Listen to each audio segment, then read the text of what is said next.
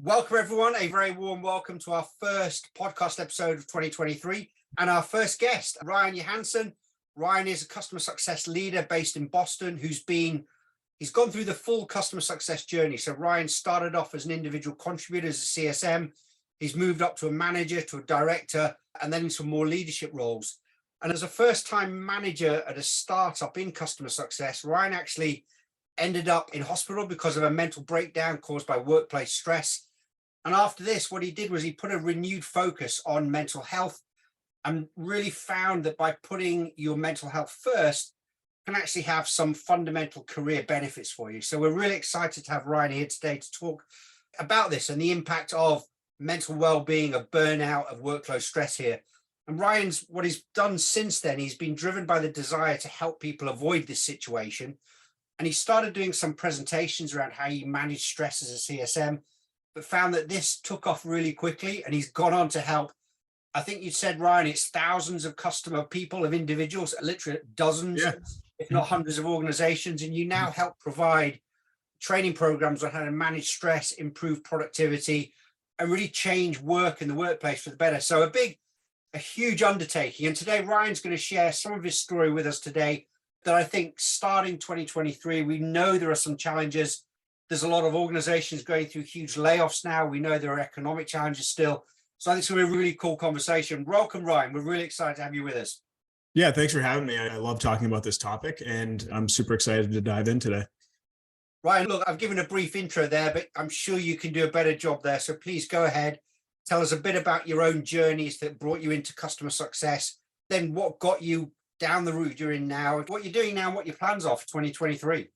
Yeah, definitely. I got started out in my career in sales in the pharmaceutical industry, interestingly enough, and ended up moving into tech about 11 years ago. And from there, mostly was a sales guy and ended up getting into customer success. I was working at a company called RapidMiner. We're a data science machine learning platform, and got really interested in some of the use cases we were solving. It was the forefront of AI a couple of years ago. And I loved talking with our customers and figuring out how they were using it, how they were changing their business. I've always been a really curious guy. So I ended up making the switch over to CS and haven't looked back. It's worked out very well for me. I always did fairly well at sales, but I feel like I felt my calling, and always someone that really wanted to grow and work hard. And that's something that I definitely grew up with. And from there, I worked really hard to get a management job at that company and did whatever it takes, worked the long hours, as we all know. And from there, got that management position. My CEO came up to me, and I think it was February 2018. He said, "Hey, you're doing a great job. We want you to lead the team." And I feel like I had made it. It was a great experience for myself. And the thing no one tells you when you become a manager is that everyone else's problems are now your problems. And it was just this sudden heap of responsibility. It's a small company. I at that time tended to take things very personally, have a lot of passion, but definitely brought a lot of that home with me. And about 6 to 8 months in, started to really struggle with things like things don't always go your way in management or in general in life. And from there, I started working even longer hours. That we had some really high goals, to the point where I'm starting to get really negative about things. I'm having trouble sleeping, and really all of these typical signs that you should probably take the foot off the gas and set back a little bit just made me kept pushing harder and harder, because I thought that, hey, maybe I'll come out of this, and I'm sure we can all deal with it. And as you feel that pressure, you want to keep pushing yourself. And that's something that I really identified with, because it was really your fight or flight, which is really the whole key of stress.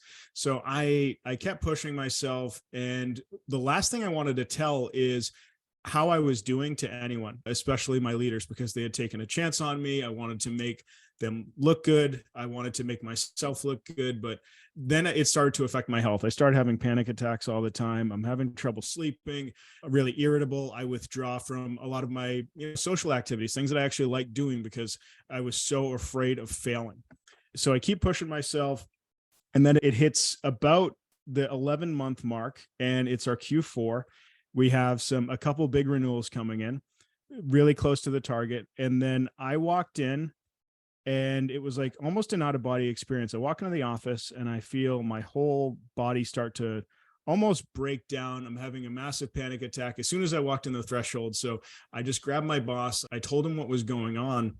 And something amazing happened. He's like, listen, take as much time as you need. There's nothing more important than you feeling better because you're very important to this company. So that gave me a little permission. And from there, I had no idea what to do. There's not a standard playbook for this. When you're struggling with mental health things, you tend to feel all alone and that you're the only one dealing with it. And you don't know how to deal with it. You're probably your least resourceful when you're going through something like this. So what I ended up doing was I called my therapist that I wasn't seeing anymore because I was so busy with work. And he said, why don't you potentially check yourself into a hospital? That could be a good option for you. At least it's somewhere safe. I thought it was a little bit much, but I didn't know what else to do. So I decided to go that route, which when I get there, that felt like a complete low point. I thought that my life was over. And there's obviously a lot of shame that comes with something like that. And there's some stigmas. And it definitely felt like a low point, but it ended up being something that was very helpful because and at least, if anything, it gave me a breakaway from life for just a few days. But before that, I was actually looking at like meditation retreats, but I figured I'd go at the end of the year, but that didn't work out. But after that, I end up taking care of myself. And I had this realization in there, and there's a guy following me around who was another patient, and he thought I was in the CIA. He thought I was a spy. And that was something that I clearly isn't true. And then it just made me click in my head that, okay, his brain's telling him this, maybe some of the stuff my brain's been telling me isn't completely accurate either. So that opened the door for me to start looking at some of the thought patterns that I had going on and starting to do a lot of work. So even in the hospital, I started just cracking whatever books they had so I could learn about what was going on. I think that's why I've done so good in CS, is very naturally curious. I want to learn. And from there, I also saw a poster of people like Abraham Lincoln and J.K. Rowling and people that have overcome mental health challenges. And it made me think, okay, if they can do it, why can't I? That competitive spirit kind of kicks in on me. And from there, I just spent really all of my waking hours. I had to go back to work. I'm not independently wealthy. So within a week, I'm back at work. I have to take the foot off the gas, but like my main focus was just feeling better and getting through the day. And that was a rough road. It wasn't like I got out of the hospital and everything was perfect, but I started working on what are some tangible coping skills that I can use? How can I think of a better way to work more efficiently by learning things like if I take more time off or actually rest, then I'll be more effective at work. So made all these big changes. A lot of them were uncomfortable at first and they're all different, but it came to the point where everything I was doing wasn't really working that well. So things are going fairly well. And at one point, my career started to really take off after that because I was putting my mental health first. I could show up to more difficult situations. I could have more challenging conversations just by putting my mental health first. And I have this realization that, hey, I wish someone had told me some of these things and I probably could have avoided what happened to me. So I have this wild idea to throw a webinar together to see if anyone else cares about this topic. And I pitched it to Churn Zero, who we were working with. And it was their number 2 webinar of the year. So like more was beyond my wildest expectations. And from there, like this thing took off fairly organically, where a lot of people reached out to me after that. I've had a lot of different conversations. I've made pretty close relationships with people who are going through the same things. So what I'm trying to do here is make this conversation happen. I think it's something that like we all acknowledge that you should take care of your mental health, but just a little bit more than paying it lip service. I think it's what I've identified is it can be very helpful, even if you don't have any diagnosable mental health condition, to learn some of the skills to deal with life and how things go wrong, especially right now in the economy where things are really taking a nosedive and there's a lot of challenging situations. We're having a lot of negative thoughts. Things like that can really help people get through tough times. So that's a super long-winded answer, but that's my story. Ryan, that is I think that the look on both of our faces and the silence here, that's a very personal story. Yeah. Thank you for sharing that. It's difficult to do things like that, but an incredible one to see the ultimate transformation and journey you've gone on. What is something that I think in CS we all are a big part of is the community and giving back. And I don't think there's a better example of giving back than what you've just talked through now, how you're doing it. It's an incredible story, Ryan. It really is. Thank you. That really is a very personal story as well. And I think a lot of people have some sort of way they can relate to that in their own work lives, whether they're in CS or other things too, of the stressful having the skills to handle those and cope with those. And I think people get where they need to go different ways. But I'd love to hear more about how you're helping people now with the work that you've been doing, because it sounds like you've had quite an impact on also taking it on, being willing to share such personal stories. So what else are you doing now? Yeah, so that's a great question. And I don't want to sugarcoat it. It was very difficult to be open about something like this. The reason that I decided to do this and get into this is one thing that really helped me out when I was feeling at my lowest was other regular people who shared their stories. There were some celebrities there that I would read, but like hearing other people who have dealt with the same thing and gotten through it. I had a couple friends that I knew who had some challenges that I've talked to. I think that's something that was very important to me. So like I felt like I was at a point where my mental health is fairly well right now. I'm feeling much more confident about myself and all that other good stuff. And the amazing thing is I was afraid of what people might say or anything like that, but the outpouring of support has been really wild. And what's been interesting is that I've learned that 1 in 4 people deal with something like this. So like the odds are, if you're not affected by it yourself, you probably know someone in your life that is. That was one thing that like I felt super alone.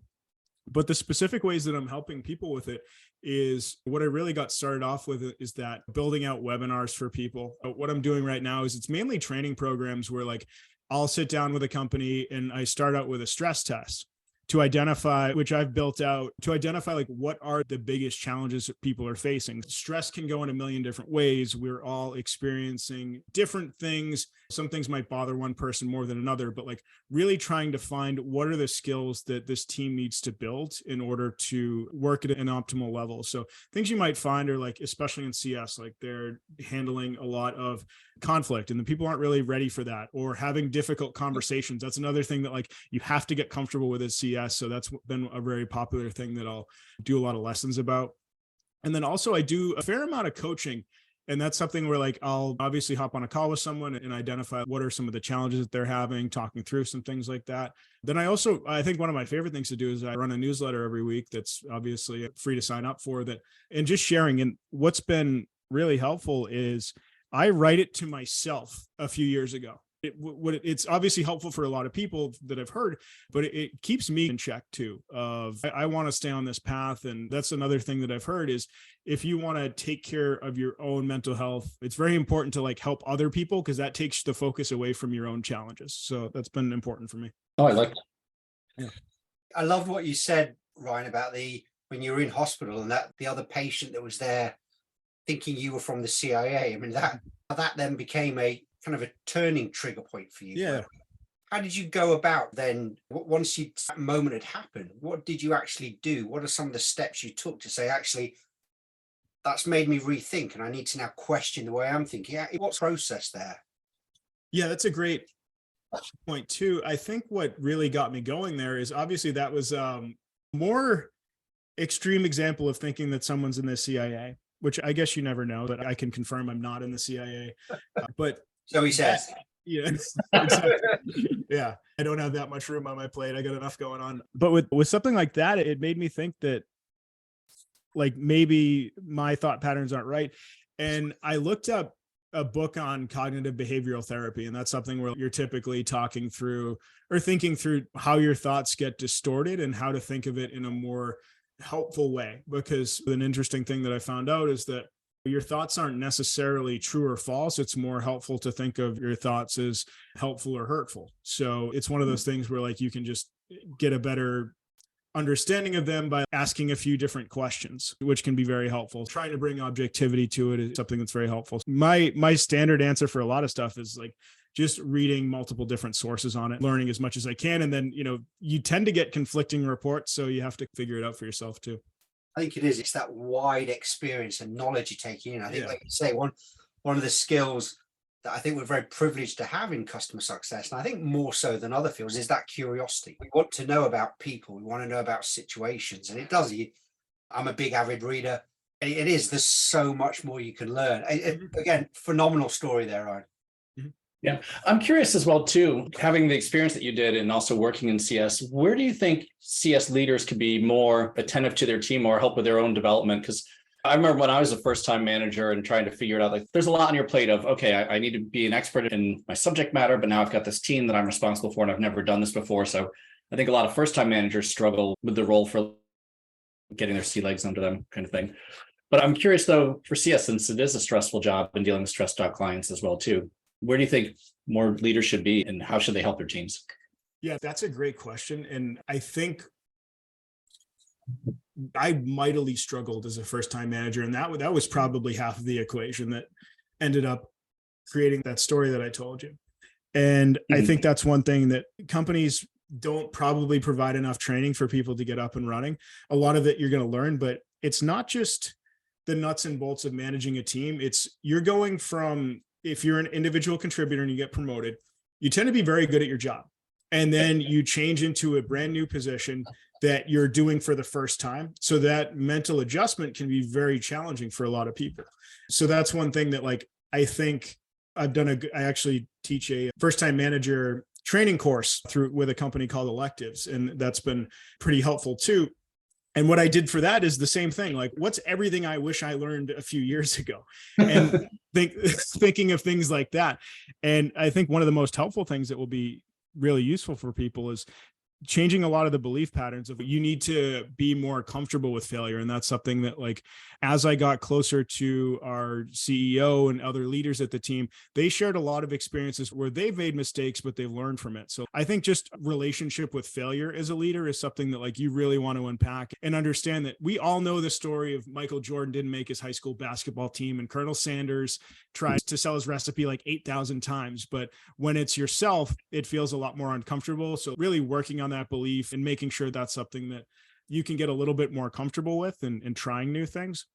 And I think with first-time managers, it's a big change. But if you're trying to lead a team, I think one thing that really helped me is it starts at home. If you're a really stressed out and angry parent, sometimes that will rub off on your children. And I think it's the same thing with management. If you're not taking care, if you're running around stressed out, miserable, that's going to rub off on your team. So I think you set the tone as a leader. I had to do a ton of work on myself, but it was really great. The first person I ever managed, we could butt heads occasionally as we were both, she was new in the position. I was new to a leadership role, but after about a year, after I'd gone through the transition for a few months of really taking care of myself, she was like, you've done such an amazing job and you've gotten a lot better. So that was one of the more rewarding parts of my career. So I'd say work on yourself. I think that's probably the most important part, but B, just give your team that space and identify how your team ticks. I think understanding different personality types is another thing that I'll make a plug for as well.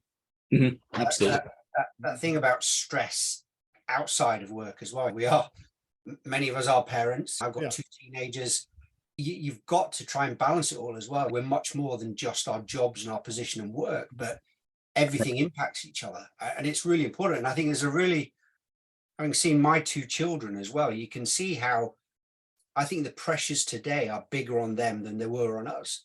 Things like social media, devices, it's just being as public as they are. And I think it's really important that a lot of the lessons that you're sharing here, I think apply well outside the workplace and just to people growing up. And I'm encouraged that you see lots of kind of schools and education systems teaching kids about this. Like you say, failure is good. Failure is okay.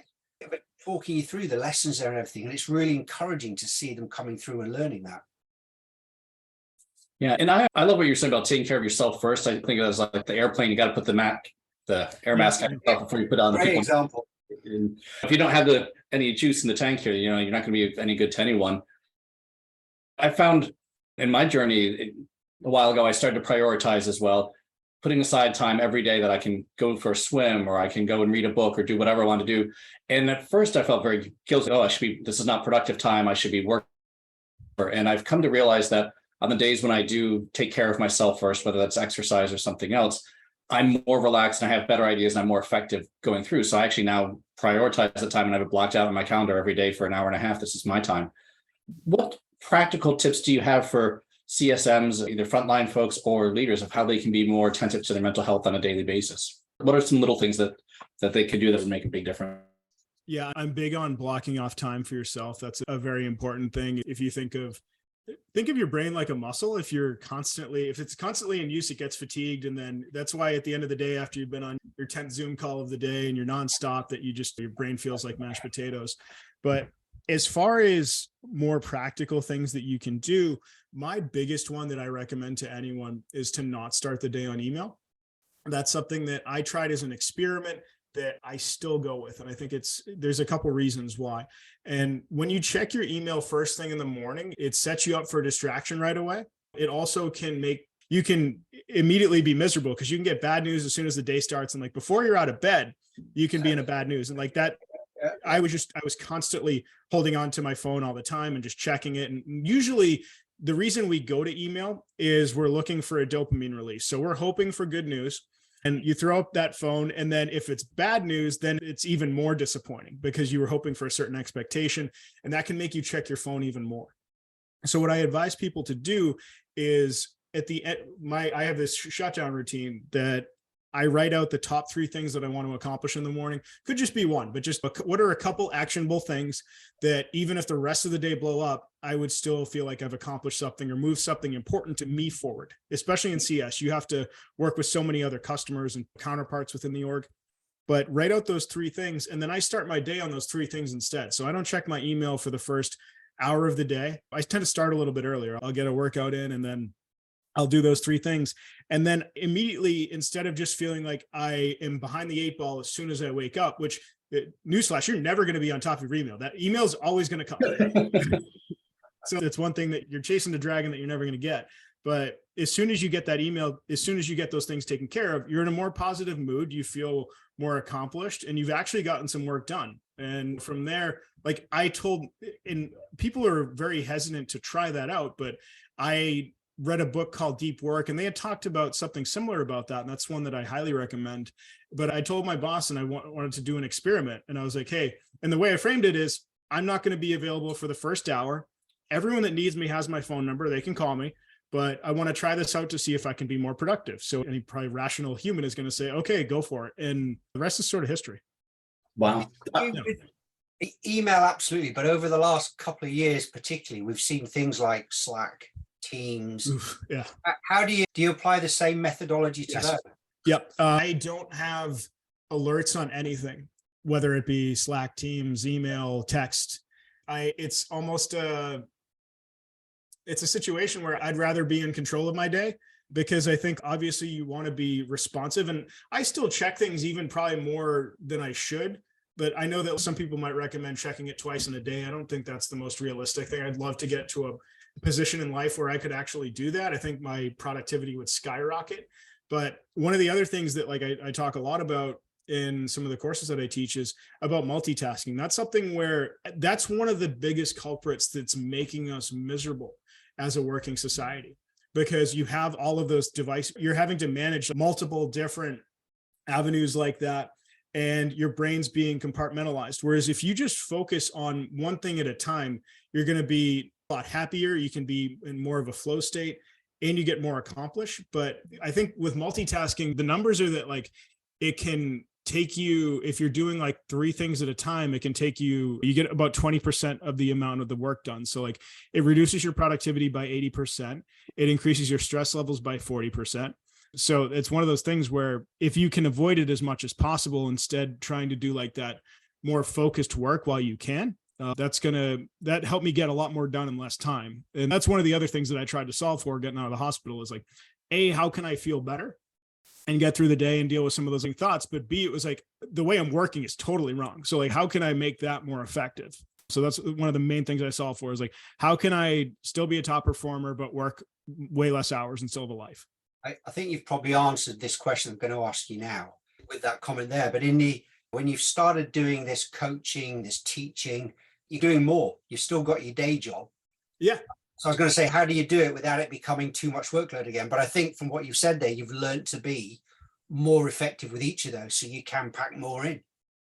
Yeah, definitely. And I'm definitely a good case study of my own. I hate to eat my own dog food, stuff like that, but it might seem a little bit more rigorous there's very simple things that I follow. I schedule out my day as much as I can. And I know that like some things are going to blow up, but I have the appreciation that like, if I can get 60% of what I was hoping to do done, instead of just walking through chaos all of my life, it's going to make a big difference. Focusing on what's important, having some type of a schedule. I I feel like I'm never done with this too. I love learning about either how to be more productive or more mentally sound. And this is something where I'm constantly figuring out new things. So it's creating content or lessons or anything like that is so easy because I'm constantly learning myself. That's great. Yeah. Let me ask you, for leaders of CST, what are some of the signs they should look for that people on their teams are struggling and maybe at burnout or maybe need some help or need some other sort of interventions? What should people be paying attention to? Yeah, it's a great question that always comes up. And I think one of the things is any deviation from normal behavior. And because all of us handle things differently, if you have someone that's fairly talkative and positive and all of a sudden they're withdrawn and quiet, or if you have someone that's more reserved, that's suddenly really talkative and almost like nervous or something like that, might be something you want to look out for. But the important thing is that like you can't force it out of someone. So I think as a leader, I obviously have a much different experience where I've always tried to lead with my own vulnerability of, hey, I've gone through it before. And that's certainly been a good asset for me to have people open up. But like you can't expect people to always but like I think leading with your own vulnerability is very important. But if someone does open up to you, like really respecting that. And I think the other part too is if someone ever does open up to you, you have to keep that between you and the other person too, because I think that's one of the biggest concerns that anyone has is if I say something, everyone else is going to find out about it. Everyone else might think of me in a different light. So if anyone ever does confide in you, it's so important to hold that confidentiality between you. And I'd say another thing that's very important is really having an understanding for how's your own stress level and looking at if I'm really in a tough spot and I know that my team's been working really hard, doing something proactive can be very helpful instead of waiting for it to get really bad or noticing that people are having challenges. So like addressing the elephant in the room and doing things like that can be helpful. How do you make sure that a lot of these kind of tips, the coping skills are great, but how do you make them become habit? So it's not just someone might have an event today, tomorrow that makes them stressed out, they can't cope. And then they go through one of your programs and it's all okay. But then how do you make it so if there's the same situation in the future that they can learn from that and they can keep, so it becomes a skill? How do you make it so it's an unconscious skill that they've got that they just do when they need to do it?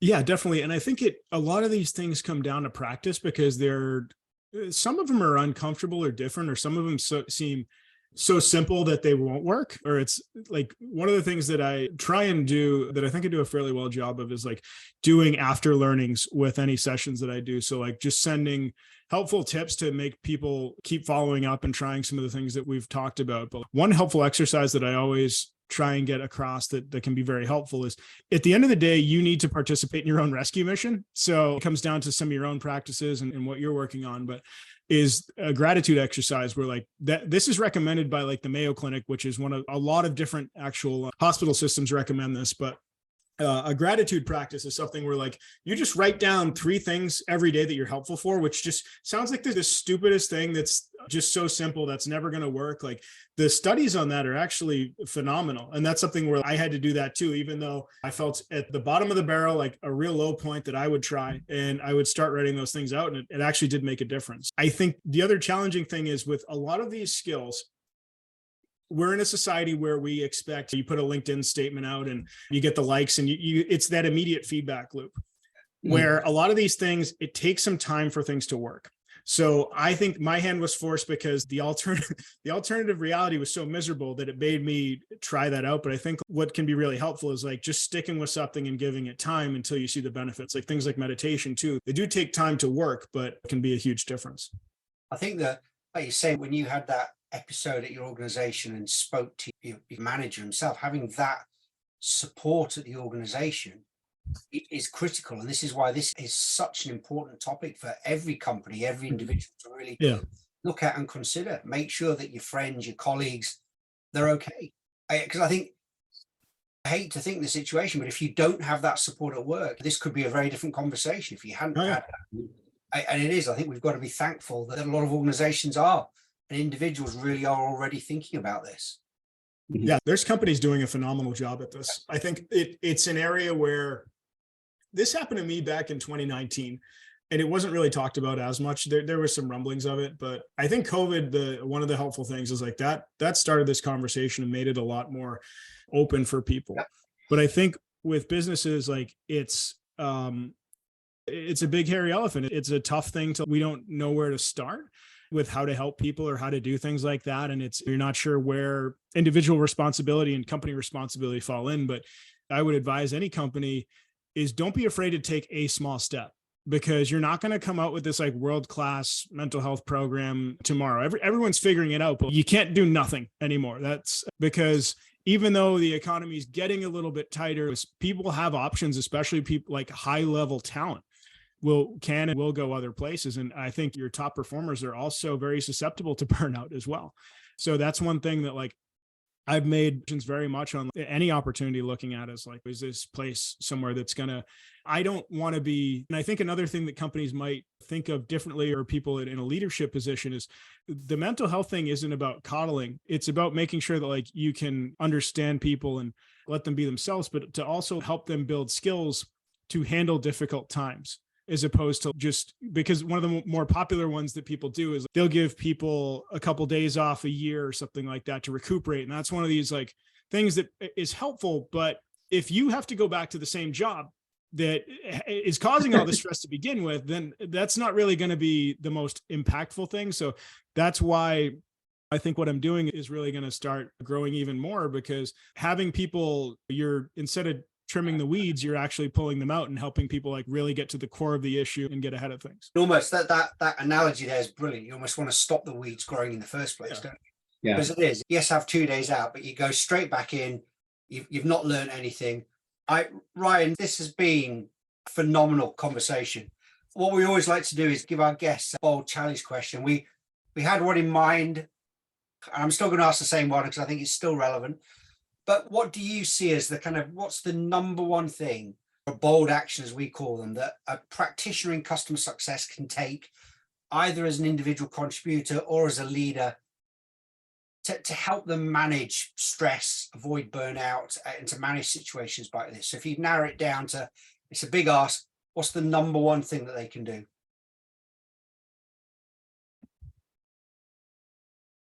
I usually go with what I talked about with email. I think that's one thing that would be very helpful. But another one might be